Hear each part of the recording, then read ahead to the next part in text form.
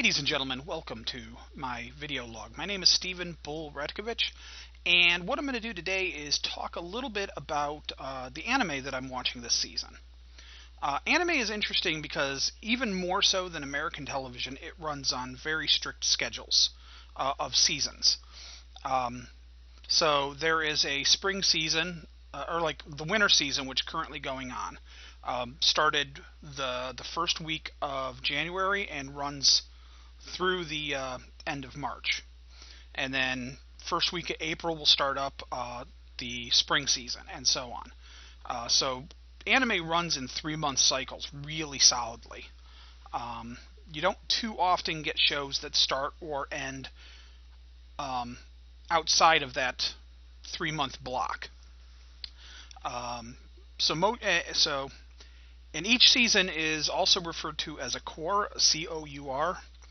That refers to that 3-month block. And so sometimes you'll see shows that run longer than that, referred to as, like, say, a 2-cour show. And that means that it's going to run over two seasons rather than just a single season.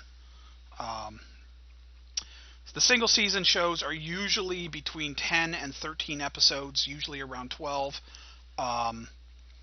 While 2-cour shows are generally 22 episodes to 26 episodes. So anyways, what I'm going to do today is, like I said, I want to talk about the shows that are airing winter 2015-2016, and kind of give you a little bit of a review of the ones that I've checked out so far and which ones I'm going to be watching. Kind of give you guys a heads up, and, you know, maybe if there's something that you're interested in, you might check it out yourself. Most of the anime is airing on either Crunchyroll or Funimation, and I will let you know which ones are which. There's a few shows that are only airing on the Anime Network, which is another subscription site. I have a Crunchyroll and a Funimation subscription. I do not have a Anime Network subscription because there's not a whole lot that they generally get that the others don't get. And generally speaking, anything that shows up on Anime Network or on Funimation also ends up on Hulu. So we'll cover those as we get to them. So I'm going to just kind of go in order of how LiveChart, livechart.me, which is a fairly reliable site for both seeing what's going to be airing in the current season. It gives you a short review, and it'll usually try to tell you how many episodes it'll be, how long it'll be, and it'll give you the starting air dates in Japan. Unfortunately, most of these are in the Japanese titles. When possible, I'll give you the English titles as well, just for reference. All right, so we're going to start off Coach and Pal Mint. I didn't watch the Macross preview special. There's Macross Delta. There's a new Macross series that's going to be airing in spring, and they had kind of a TV special to preview it. But unfortunately, that was not aired anywhere here in the United States. So I have not had a chance to watch it yet. I'm interested. I never really watched much Macross or Robotech back in the day. I didn't get the UFH. The UHF stations didn't really come in because I lived out in the sticks. So I never really got a chance to watch it. And the single episode of Robotech that I did get a chance to watch was an episode that focused on Min-Mei doing a concert. And that was pretty much almost the entire episode as far as I could tell through a little bit of static. And I kind of scratched my head and wondered what the hell my friends were talking about when they talked about Robotech, because as far as I could tell, it was just a show. It was a girls' show. It was the show about a girl singing. You know, they're always talking about robots. I didn't see any robots. So, I mean, it was a case of me watching probably one of the worst episodes to watch if I was only going to watch one episode of Robotech. But it really colored my perception, and I never really bothered trying to watch it again until years and years later. And it's just been one of those ones I've never gotten around to actually watching all of. I've seen bits and pieces of it, and I know a lot of it through the role-playing games and through friends and stuff like that. So, anyways, I'm interested in Macross Delta. That'll be in spring, but I haven't watched the special. All right, first up is Prince of Stride Alternative. Um, Basically, what this is it's a reverse harem show that is, if I recall right, based on a dating sim video game. It is so there's one, and by reverse harem I mean there's a single female lead, and then there's a bunch of guy characters that are potential love interests, whether they actually go with that or not. Um, but and it's focused around this high school sport called Stride, and it is this fictional sport that is basically a combination of um, relay racing and parkour. They'll set up these big courses around the city where you got to jump over things and run around stuff and everything like that, and you have teams that are trying to meet up and everything like that, and they have to. There's a certain spot, there's a certain area where where basically they have to tag off to the next runner. I haven't seen a whole lot of it. I've seen the first 2 episodes, and it's kind of okay. Not really my thing. It's not terrible so far. So I may stick with it. I don't know yet. It all depends. This is one of those ones that will get cut for time if it comes down to it. But it's not, like I said, it's not terrible. Might be something to check out. A lot of man service. Well, a little bit of man service, I should say. There's not a lot. I mean, it's not like the dudes are walking around in their underwear all the time or anything. But it's one of those shows. If you might be interested, you might not be. All right.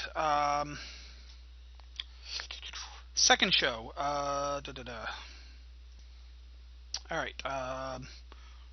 I'm not even going to try to pronounce the Japanese names, but this is also known as Myriad Colors of the Phantom World. This is I opened the wrong thing. Sorry. Let's redo that. There we go. Basically, this show is a haremish show, and it does have a little bit of fan service to it, so just kind of a heads up if you're not interested in that sort of thing. But basically, it revolves around a high school kids. It's set in this world where some sort of accident happened, and this chemical was released out around the world, and it allowed people to start seeing what they call phantoms. Basically, they're spirits, monsters, something. They're not really clear on exactly what they are. And even in the show, they're not entirely certain if these things even existed beforehand, or if people make them or whatever. It's a little weird. But anyways, these spirits and stuff will show up and start wrecking havoc. And it's up to these kids. And the kids under a certain age have been affected by the chemical that was released. And so some of them have developed powers that they can use against these phantoms. So basically these groups of kids will go around and try to what they call seal the phantoms or defeat the phantoms to prevent them from causing trouble. And so we have a main group of characters who has various different powers, and they go around doing that. It's kind of interesting. I don't mind it.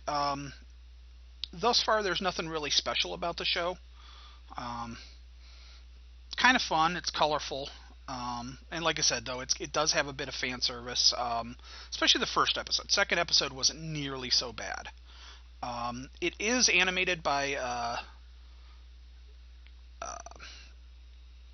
Kyoto Animation, KyoAni, and they do fantastic work. So it's interesting just to see them doing that. It's not really the style they usually do. They're a little more famous for doing more slice of life or more down to earth type shows. They don't usually do the action adventure stuff, and they don't usually do a whole lot of fan servicey type stuff. Um, but the animation's good. Storytelling's okay. Characters are kind of interesting. So that's that one. All right, Shisui Police I did not watch. Haruta to Chika, or Haruta and Chika. Basically, Haruta and Chika are two members of their high school wind instrument club. Basically, Chika is the girl. She was kind of a tomboy in junior high and elementary school, and she's decided she wants to kind of reinvent herself for high school to become more of a proper girl. She wants to be more of a lady, wants to be a cute girl. And so she's decided that one of the ways to do this is she's going to learn to play the flute and join a band. However, she runs into her friend from elementary school, Haruta. Haruta is an interesting character because he's gay, and that's really unusual for anime. You don't see that a whole lot. There's still a lot of prejudice and bias in anime in Japan, so you don't see that sort of thing so much. So it's kind of interesting because both of the two main characters have a crush on their teacher, the band, their band teacher. So they're kind of both competing over him. But in the meantime, they basically solve mysteries. Real low-key mysteries. Like the first one, somebody leaves a message written in red paint that looks a little bit like blood on the chalkboard in the band room. But it's in musical notes. And so they have to figure it out and basically translate the notes into words to figure out that it was a message. The second episode revolves around a girl they're trying to recruit into the club, and her little brother died of an illness.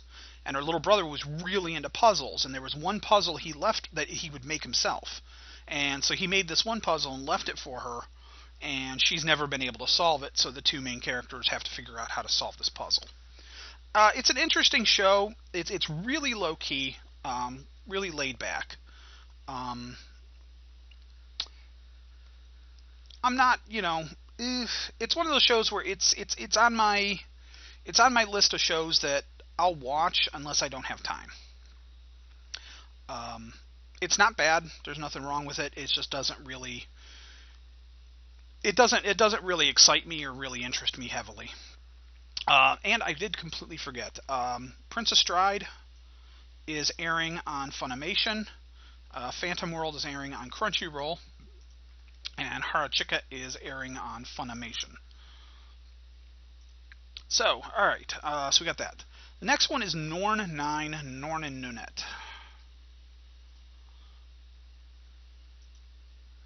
This is a weird one. This is one of those ones where they're keeping a lot of information. They don't tell you a whole lot of information. You got to kind of figure it out as you go along in the anime.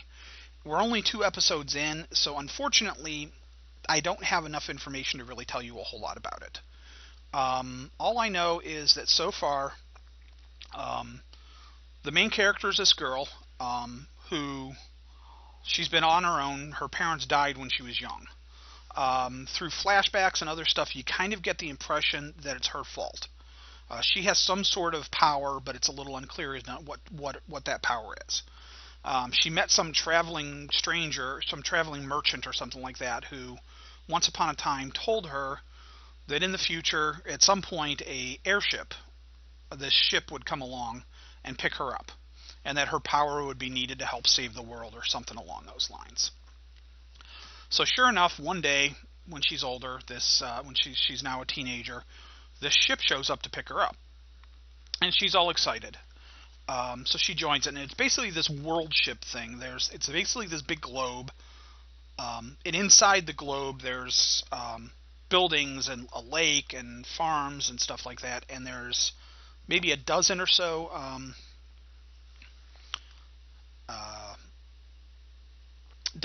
characters that live there. There's 9 guys and 3 girls. and they have to tend it. They grow their own food and everything like that. But they're apparently recruited by some World Council type thing to help protect the world. It's been really unclear as to what it is. All of them have a power, but we don't know what all of the powers are because they're really, like, some of the characters very specifically don't want to talk about their powers. So, and apparently the characters on this ship all have they have a rule where they don't ask each other about their powers. It's kind of a don't ask, don't tell type of thing, for whatever reason. And in the second episode, they get attacked by somebody else with a flying ship, who uses some sort of really weird guns. It's a little unclear as to what's going on. And then at the very end of the second episode, this kid another guy shows up, and he's talking to the girl that they picked that for the main character from the first episode, and he says something about where they're at and everything like that. And as they get to talking, he mentions that it's 2009, and she's like, "What are you talking about? It's 1919." So I have no idea what's going on. It's a pretty show. The animation's pretty decent. It's interesting enough, but it's one of those, like I said, it's one of those animes that doesn't tell you a whole lot. You've got to kind of try to piece it together as the characters reveal little bits and pieces here and there. So it's really odd, and I don't really know.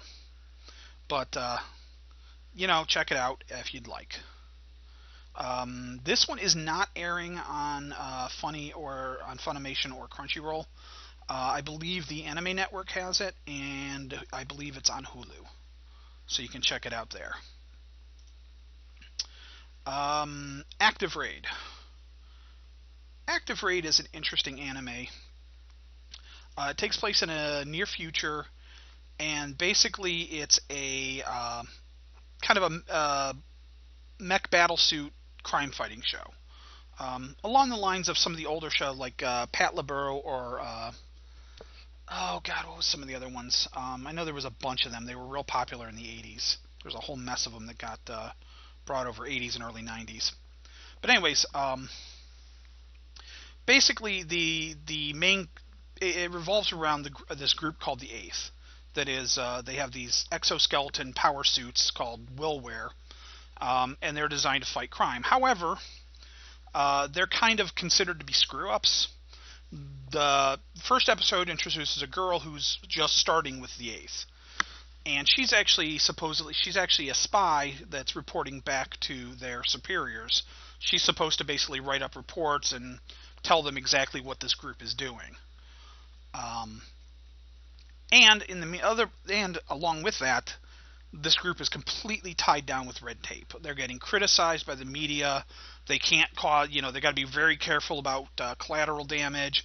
They can't operate in some sectors because of politicians don't want them there, or something else is going on and they don't want to risk it.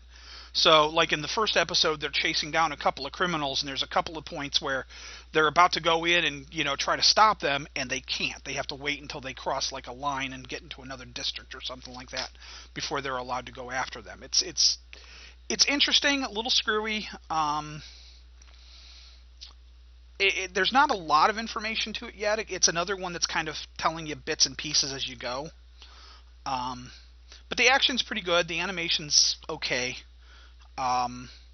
Characters are kind of interesting so far, although we haven't gotten to know a lot of them yet. There's a whole bunch of characters, and we've only really followed several of them this far. So, not a terrible anime though, and that is currently airing on Crunchyroll. I'm not even going to try to pronounce that, but that is also known as Girls Beyond the Wasteland. And this is currently airing. On the Animation Network, the Anime Network, or it's airing on Hulu. This one's kind of neat. It's very similar to a show from a couple seasons ago called Saikano, which was a lot of fun. Saikano was about a kid who gets recruited by a bunch of his friends to help produce a dating sim game. And basically, this is almost identical to that. The main character, the girl with the black hair in the center there, she recruits Bonta, the boy right next to him with the black hair. Bonta's a very go-get-him type of guy. He's got a lot of friends. He works a part-time job, always helping out people. But in the first episode, he wrote a script for the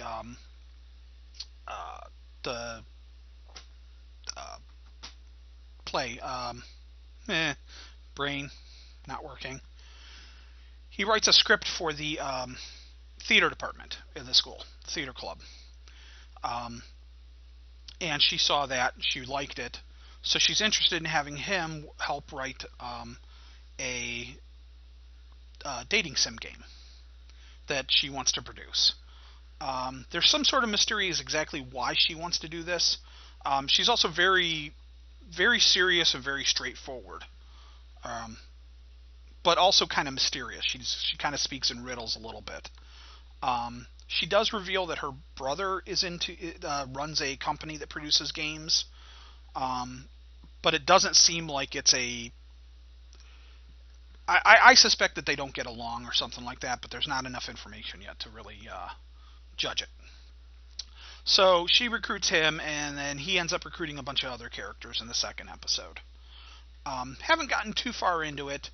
Sakano was kind of a real tongue-in-cheek look at it, and it kind of poked fun at dating sims, anime tropes, and stuff like this. This is playing it a lot straighter. So it'll be interesting to see how it goes. I'm liking it. I'm enjoying it thus far. Not a bad series. But I don't know exactly where it'll go or how it'll turn out. Alright, let's see. This one. This one is also known as The World Where Only I Exist, or Erased, or The Town Where Only I Am... The Town Where Only I Am Missing. Or the English title on Crunchyroll is Erased, which is not as good a title in my opinion. This one's a weird one, and it's another one that I can't really... It's a mystery, and it's really weird, and we don't know a whole lot about it yet. First episode, we're following the main character. He's in his 30s. He's kind of hapless and hopeless. He's currently working as a pizza delivery guy. Might be late 20s, maybe not 30s yet, but either way, he's doesn't really know what he's doing with his life. He hasn't decided on what he's doing. He's just sort of working a job. However, he has these... every now and then he gets these little premonitions, and he kind of flashes back between 1 and 5 minutes, and it lets him prevent some sort of accident or death or tragedy. In the main episode, the first episode, we see him save a kid from getting hit by a truck. But he also has some sort of background. There's some sort of mystery that goes back to when he was a kid, and a girl that he went to elementary school with disappeared. And this kind of drifter dude that he was friends with got convicted of killing this girl. So one day he comes home, and his mom, who came to visit him, is stabbed. She was trying to call somebody about something or other, and wanted to tell him some information, and somebody shows up and stabs his mom and kills her. He shows up, picks up the knife covered in blood, and of course that's when the police show up. They think he did it, so he starts running, and the next thing he knows, he's back in elementary school. He did one of his flashbacks, but it went all the way back to elementary school from before the time that his classmate went missing. So now he has a chance to try to figure out a way to prevent that from happening. It's honestly, a lot of people are saying it's one of the best shows of the season, if not the best show of the season. I'm not going to go that far because it's not entirely my style, and I'm also a little worried that it might end up going kind of dark, and I'm real hesitant about that because my emotional state lately has not been good for watching stuff that goes dark. Um, hasn't been for a while now. But it's stylish. The animation's really good. Um, they do some interesting animation things when they go, like when he goes back to elementary school. It kind of letterboxes everything, as opposed to the full screen that it was for the other for when he was in the present. And there's some other things they do with the camera angles and stuff. It's really interesting. Um, it is a really good show. I think a lot of people will like it. If you're interested in anime that's a little deeper than your average, this would probably be a good one to check out. Again, Crunchyroll has it. It's called Erased. All right. Ojisan to Marshmallow. Um, or Ojisan and Marshmallow. This is about a. It's a short. It's only like 5 minutes long, something like that, each episode. So it's really quick, and it's really bizarre. Basically, it's about these couple of characters that work in an office. The main character, Kusaka, he loves marshmallows, loves them. However, he's dense as a brick. The girl on the with the light blue sweater here in the picture on the right side, she's she's got a huge crush on Kusaka, um, and she basically throws herself at him.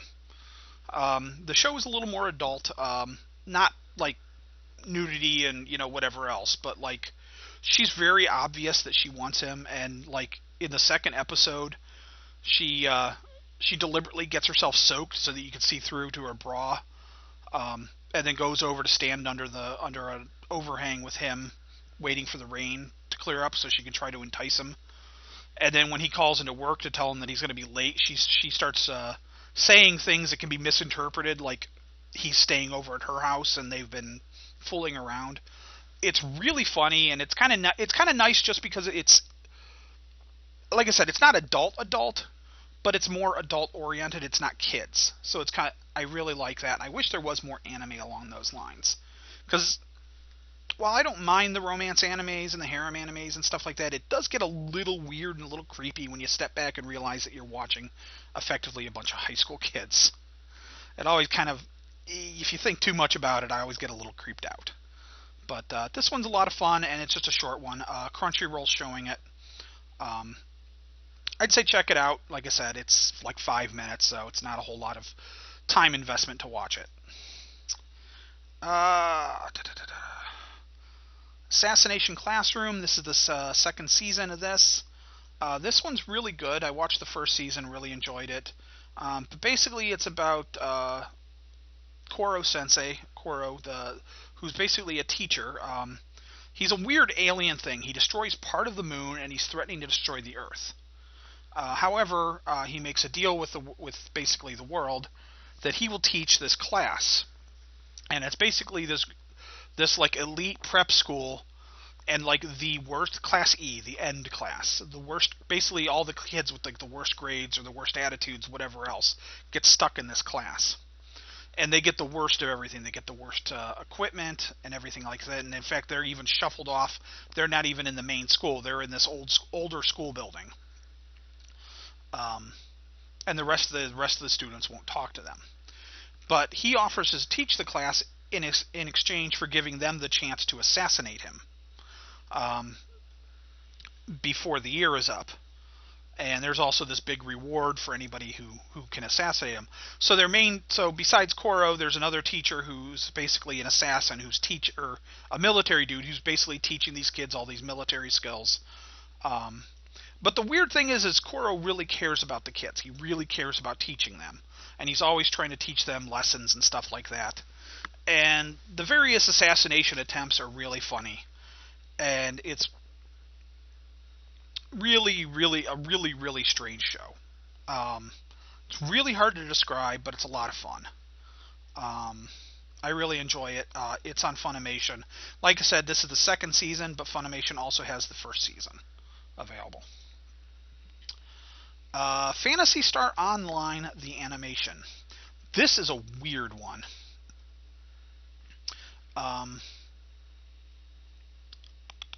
This is a really weird one because basically it takes place at a high school. It takes place at Sega High School.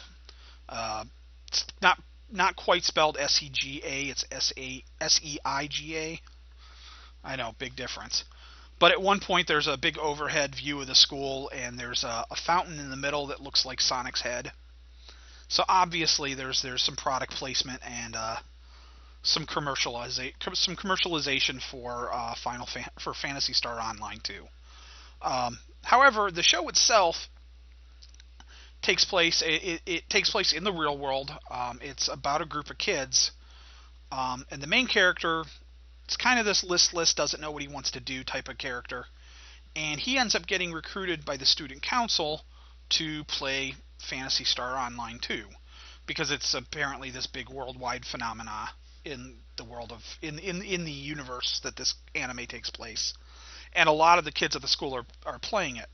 And the school is threatening to basically this is a boarding school, so all the kids live on campus. The school is threatening to basically ban all video games and stuff like that because they're worried that they're interfering with school life. So the head of the student council president, recruits this kid to basically play the game and write reports about it. Of course, turns out that she's actually secretly a player too. She doesn't tell him this, and she plays this big armored male character in the game, and she's teaming up with him and helping him out. But then there's another character that shows up, and she's kind of mysterious, and his buddy plays but isn't playing right now, and I don't even know. I'm not entirely sure where the anime is going. The first episode really felt like an advertisement for Phantasy Star Online 2. However, the second episode was much better. It really stepped back, focused a little bit more on the school life stuff, some of the character interactions and stuff. So it was a lot less of a Phantasy Star Online 2 ad and more of just an anime. So hopefully we'll get more of that and less of the this is Phantasy Star and it's really awesome. But we'll see how it goes. It's not a bad show. It's kind of fun if you're into that sort of thing. I enjoy the MMO/video game crossover or anime crossovers, like Sword Art Online, Log Horizon, a couple of my favorite anime. But I also find it interesting to see an anime where the characters are just playing it rather than like in being trapped in the game or anything like that. So kind of interesting, kind of cool. Alright, I'm going to go ahead and end this video, and we're going to we'll do a part 2 to finish off the rest of the shows this season.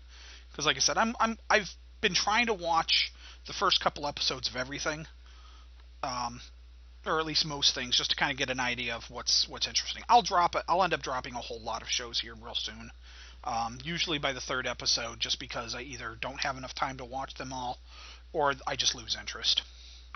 But for now, we'll give you more reviews. So we'll be back shortly with more of these.